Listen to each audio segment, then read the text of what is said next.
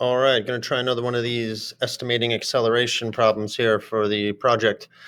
So I was looking for different clips, having a hard time. I figured I would just watch some highlights or watch a game and just look for something that seemed to be, a good type of motion, good type of acceleration for me to check out. So the last one I did was a runner starting from rest, and I was really finding the acceleration throughout the entire run. This one's a little different. This is going to be a lacrosse pass. So let me just kind of show you. It starts out with this nice defensive play here. There's only one guy. Oh! Yard sale! Yard sale. All right, here we go. Anyway, so a guy in the top corner here, here he is over here. He's going to receive a pass. And then he makes a pretty nice pass from the defensive line to about what I would call even to the goal. So I did look up that distance later on. But the acceleration I'm going to look at is, here, let me show you. He's going to pass it. So he's going to catch the ball. And he's going to pass it to somebody right around here over by the goal. And I'm going to try to see how does he accelerate the ball. So when he catches the ball will be at rest, and then he's going to give the ball some, using force. He's going to accelerate the ball, and he's going to give it some final velocity. So the action of acceleration is going to happen within this person's stick here. They're going to apply the force, they're going to accelerate the ball, and then I'm going to watch the flight path of the ball to try to figure out what's its final velocity. So initial velocity at rest, he's going to give the ball some final velocity, and I'm going to use the size of the field and the time it takes to roughly figure out, the final velocity there. So let me just show the clip here. Hold on. Can run 6-7 There's guys. the pass. Boom. So it goes from at rest, happens kind of fast. Let me kind of go back. Remember, comma will bring you backward. And let me just go backward because now I just did it too many times. The double yard sale. There's only one guy.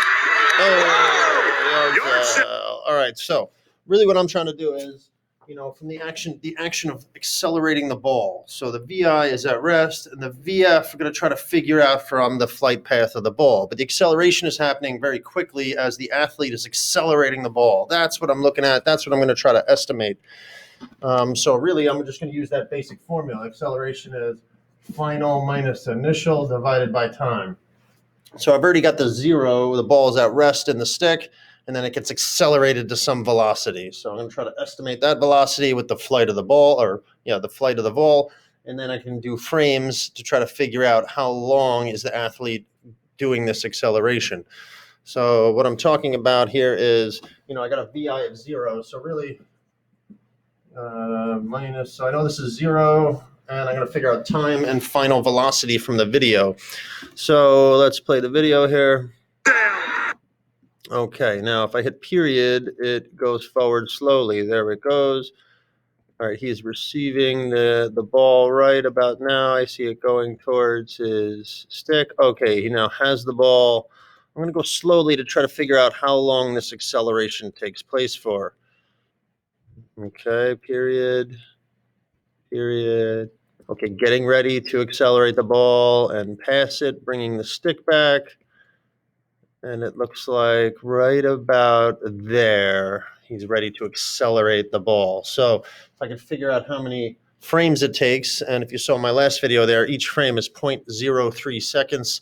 So to try to figure out how many frames it takes to actually accelerate the ball. So let's try it. 1, 2, 3, 4, 5, 6, 7, 8, 9 or 10. Looks like 9 or 10 frames. I think I had written down in my math here already 9 frames, so let me go with that. So 9 times 0.03, it looks like this acceleration takes place over 0.27 seconds. 0.27 seconds. So if I could just estimate what is the final velocity that's given to the ball, I should be able to come up with a pretty decent estimate of acceleration. So the actual then, how fast does this person get the ball up to? Well, let's watch the flight path of the ball. So basically the ball goes from this line to basically even with the goal. And I looked up, is it over here? Yeah, I looked up like the size of the field there from the defensive line there. I forget what they call that line. Over to where the goal is, it's 20 yards. So it's 20 yards. So I know it goes 20 yards. So first I did a 20 yards over to meters conversion. So for this part, I want to figure out displacement divided by time. I got 20 yards, but I want to put that in metric system. And then I've got, how many clicks to go 20 yards. So then I had to click along. 1, 2, 3, and wait till I saw the guy catch the ball. And that took 20 frames. So that's 0.6 seconds. 20 frames is 0.6 seconds. So I know it went 20 yards across the field in 0.6 seconds. So first yards over to meters, 18.53 meters in 0.6 seconds. And that gives me then a velocity of, what is that?